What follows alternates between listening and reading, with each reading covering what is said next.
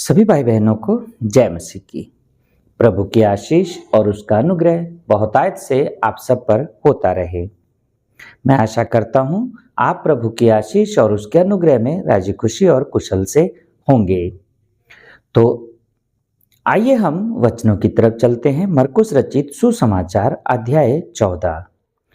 मरकुस रचित सुसमाचार अध्याय 14 वचन 1 से लेकर के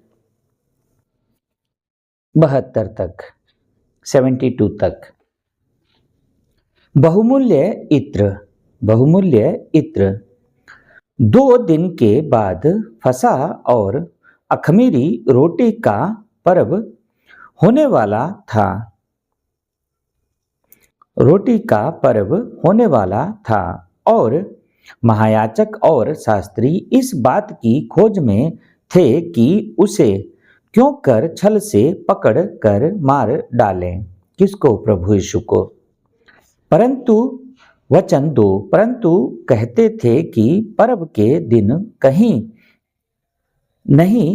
कहीं ऐसा ना हो कि लोगों में बलवा मचे।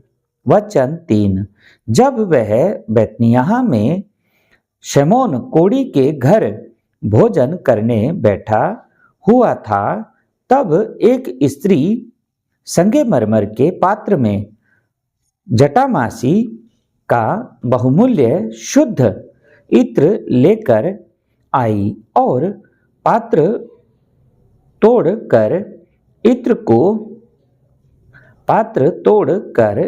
को उसके सिर पर उंडेला।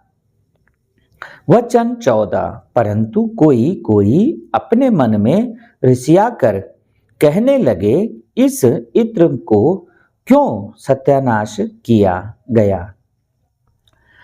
वचन 5 क्योंकि वह इत्र तो 300 दिनार से अधिक मूल्य में बेचकर कंगालों को बांटा जा सकता था।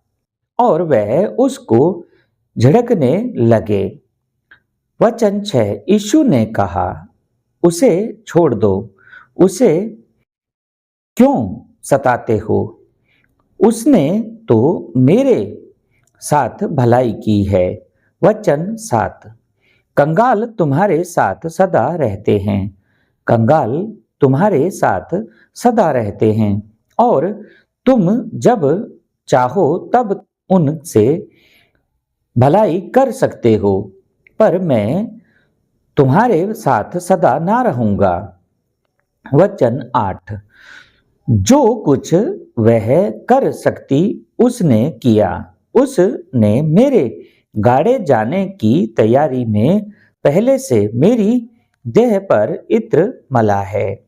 वचन 9 मैं तुमसे सच कहता हूं कि सारे जगत में जहां कहीं सुसमाचार प्रचार किया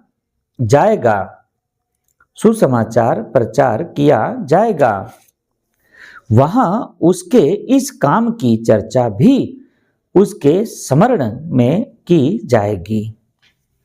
वचन 10 तब यहूदा इस्करियोती जो 12 में से एक था, महायाजकों के पास गया कि उसे उनके हाथ पकड़वा दे। किसको? प्रभु यीशु को।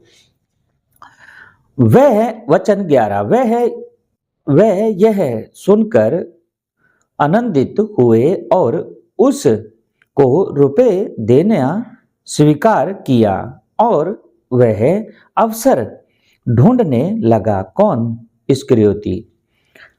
यहूदा इस्करियोती अवसर ढूंढने लगा कि मैं कैसे फंसाऊं, कैसे बताऊं। ढूंढने लगा कि उसे किस प्रकार पकड़वा दे। अंतिम भोज। वचन 12 अखमीरी रोटी के पर्व के पहले दिन, जिसमें वह फसह का बलिदान करते थे, उसके चेलों ने यीशु से पूछा, तू कहाँ चाहता है कि हम जाकर तेरे लिए फसह खाने की तैयारी करें। वचन 13 यीशु ने अपने चेलों में से 2 को यह कहकर भेजा कि नगर में जाओ और एक मनुष्य जल का घड़ा उठाए हुए तुम्हें मिलेगा, उसके पीछे हो लेना। वचन 14। और वह जिस घर में जाए उस घर के स्वामी से कहना, गुरु कहता है कि मेरी पहुनशाला जिसमें मैं अपने चेलों के साथ फसह खाऊं कहाँ है। वचन 15। वह तुम्हें एक सजी सजाई और तैयार की हुई बड़ी अटारी दिखा देगा, वहां हमारे लिए तैयारी करो। वचन 16। सो चेले निकलकर नगर में आए और जैसा यीशु ने उनसे कहा था वैसा ही पाया और फसह तैयार किया। वचन 17। जब सांझ हुई तो वह 12 के साथ आया। वचन 18। और जब वह बैठे भोजन कर रहे थे तो यीशु ने कहा, मैं तुमसे सच कहता हूं कि तुम में से एक जो मेरे साथ भोजन कर रहा है मुझे पकड़वाएगा। हालेलुया। वचन 19। उन पर उदासी छा गई और वह एक एक करके उससे कहने लगे, क्या वह मैं हूं। वचन 20। यीशु ने उनसे कहा, वह 12 में से एक है जो मेरे साथ थाली में हाथ डालता है। वचन 21। क्योंकि मनुष्य का पुत्र तो जैसा उसके विषय में लिखा है जाता ही है, परंतु उस मनुष्य पर हाय जिसके द्वारा मनुष्य का पुत्र पकड़वाया जाता है। यदि उस मनुष्य का जन्म ही ना होता तो उसके लिए भला होता। वचन 22। और जब वह खा ही रहे थे तो उसने रोटी ली और आशीष मांगकर तोड़ी।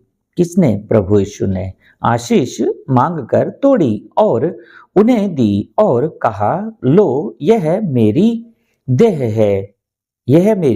देह है।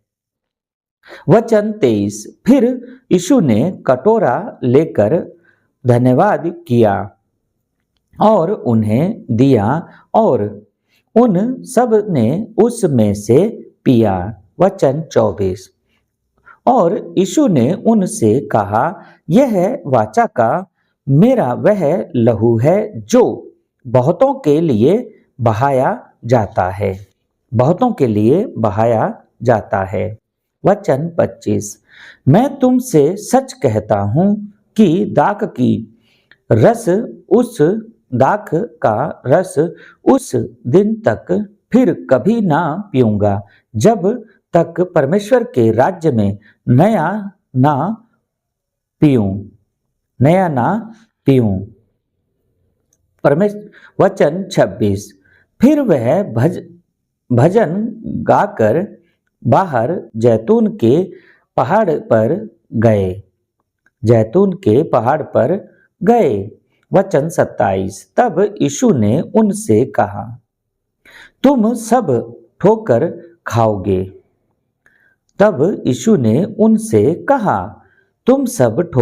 खाओगे, क्योंकि लिखा है कि मैं रखवाले को मारूंगा और भेड़ें तीतर भीतर हो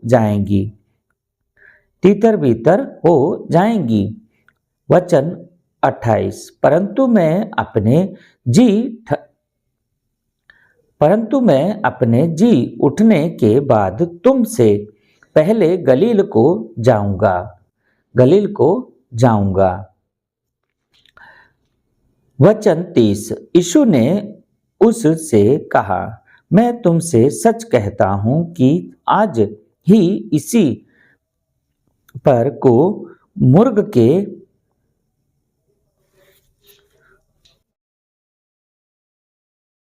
पतरस ने यीशु से कहा, यदि सब ठोकर खाएं तो खाएं, पर मैं ठोकर नहीं खाऊंगा।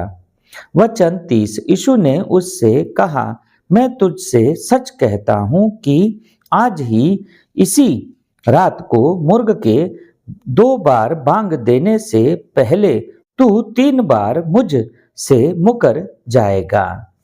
वचन 31। पर पतरस ने और भी जोर देकर कहा, यदि मुझे तेरे साथ मरना भी पड़े तो भी तेरा इनकार नहीं कभी ना करूंगा। इसी प्रकार और सब ने भी कहा। गत समने बाग में प्रार्थना।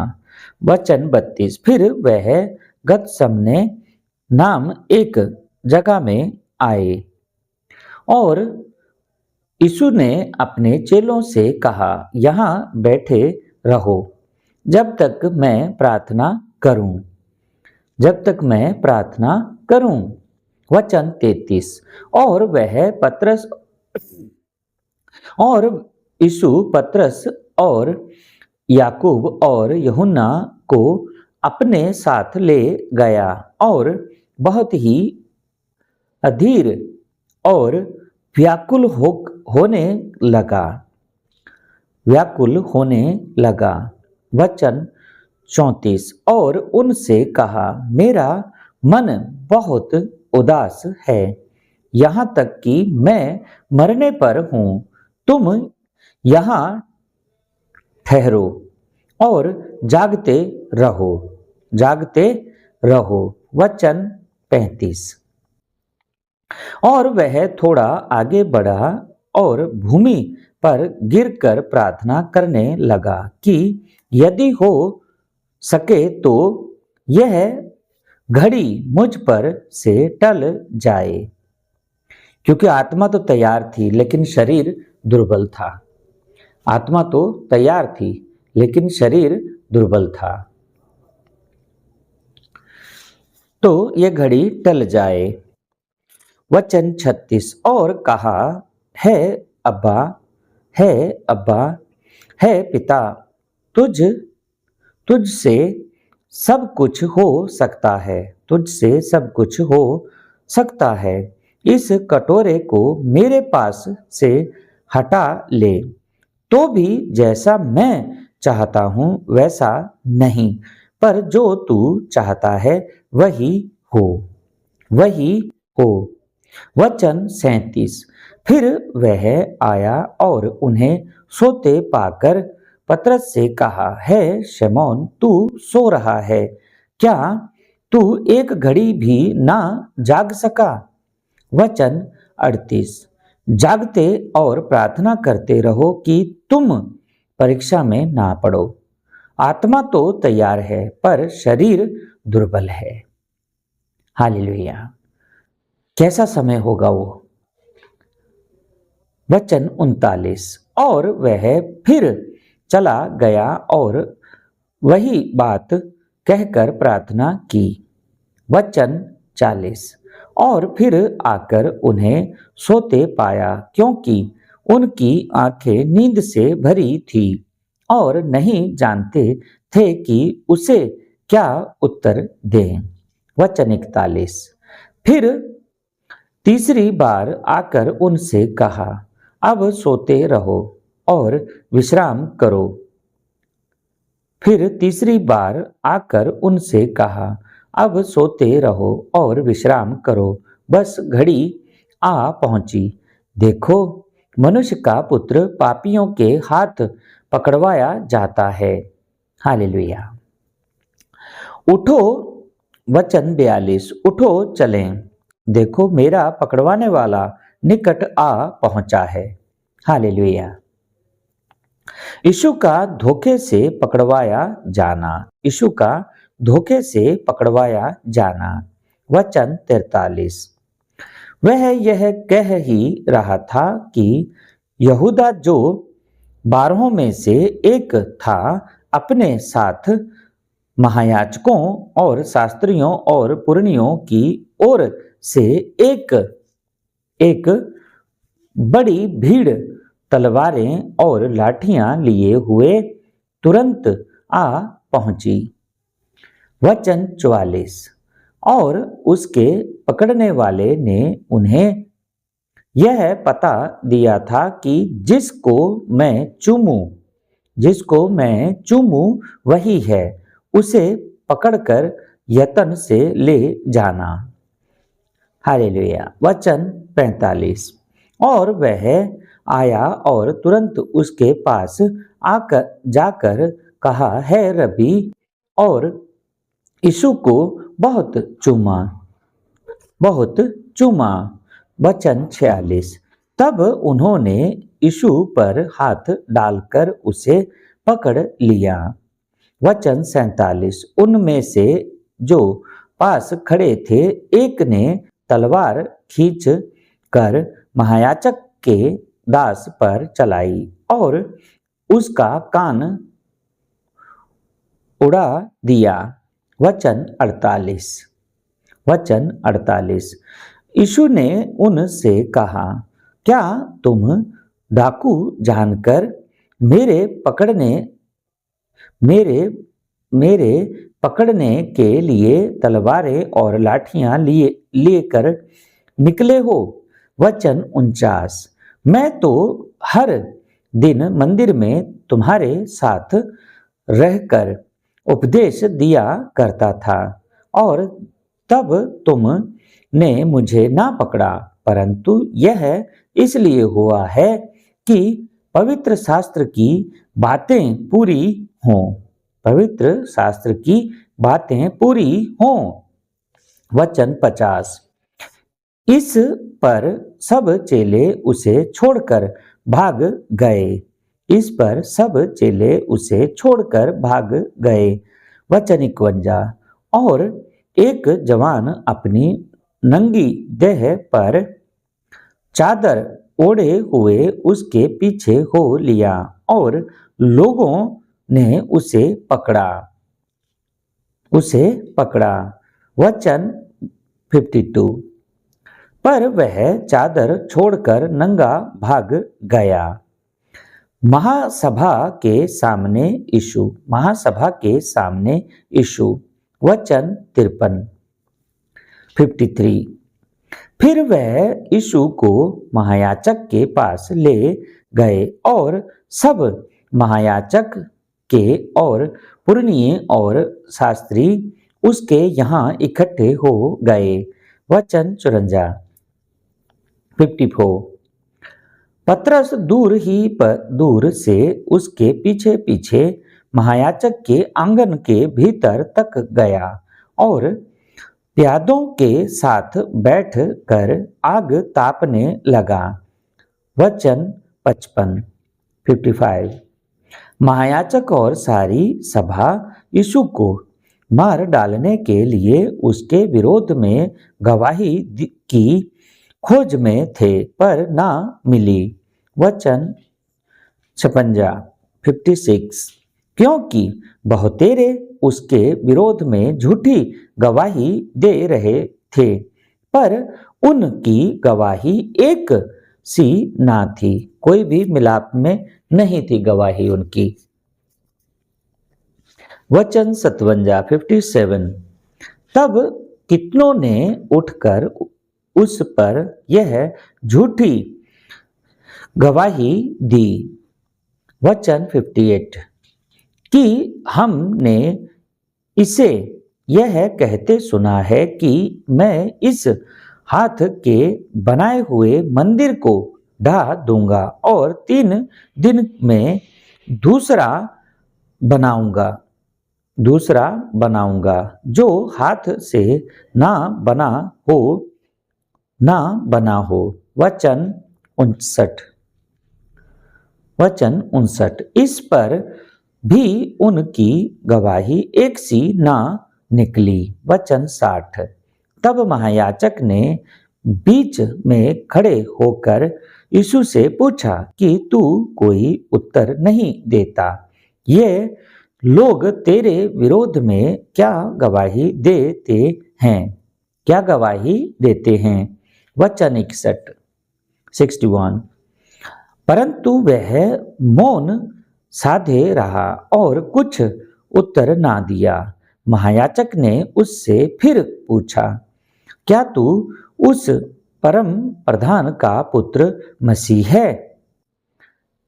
मसीह है? क्या तू उस परम प्रधान का पुत्र मसीह है? वचन 62। यीशु ने कहा, हाँ मैं हूँ, हाँ मैं हूँ, और तुम मनुष्य के पुत्र को स्वर्ग शक्तिमान की दाहिनी ओर बैठे और आकाश के बादलों के साथ आते देखोगे। वचन 63। तब महायाजक ने अपने वस्त्र फाड़कर कहा, अब हमें गवाहों का और क्या प्रयोजन है? कि हमें कोई गवाह नहीं चाहिए। पर लेकिन वो नहीं समझे कि जो है तो वो तो बोलेगा ही कि मैं हूं, कि मैं परमेश्वर का पुत्र हूं। हालेलुया। प्रयोजन है। वचन 64। तुमने यह निंदा सुनी, तुम्हारी क्या राय है? उन सब ने कहा, वह वध के योग्य है, कि उसे मार डालो, वह वध के योग्य है। वचन 65। तब कोई तो उस पर थूकने और कोई उसका मुंह ढांपने और उसे घूंसे मारने और उसका मुंह ढांपने और उसे घूंसे मारने और उससे कहने लगे कि भविष्यवाणी कर। और प्यादों ने उसे लेकर थप्पड़ मारे। पतरस द्वारा इनकार। वचन 66। जब पतरस नीचे आंगन में था तो महायाजक की लौंडियों में से एक वहां आई। वचन 67। और पतरस को आग तापते देखकर उस पर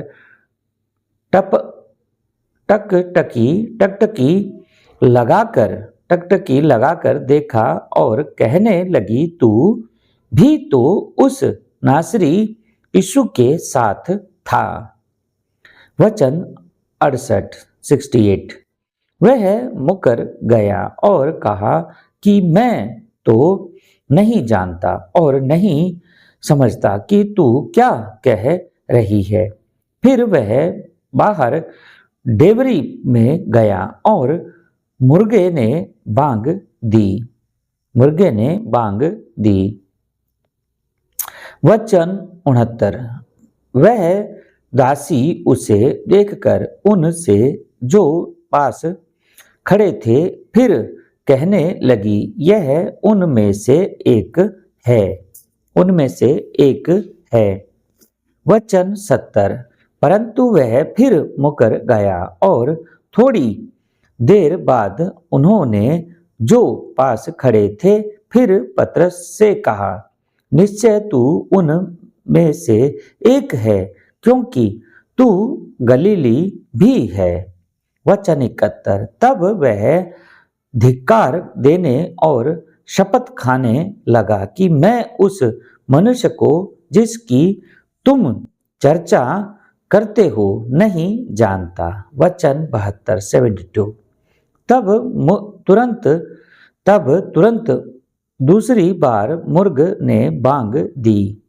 पतरस को यह बात जो यीशु ने उससे कही थी स्मरण आई कि मुर्ग के 2 बार बांग देने से पहले तू 3 बार मेरा इनकार करेगा। वह इस बात को सोचकर रोने लगा। हालेलुया, आमीन। तो मेरे भाई, मेरी बहन, जब इतना कुछ हमारे लिए हो रहा है, हमें समझाया जा रहा है और हम फिर भी पाप में गिरे, तो फिर हम पर भी धिक्कार है। तो मेरे भाई, मेरी बहन, हमें अच्छे वचनों को और अच्छी बातों को ग्रहण करना है और बुराई से दूर रहना है और प्रभु की आशीष और उसके अनुग्रह में रह करके हमें आगे बढ़ना है। तो आज के लिए वचनों और दुआओं में बने रहने के लिए आप सभी भाई बहनों का धन्यवाद। Praise the Lord. प्रभु आपके साथ रहे।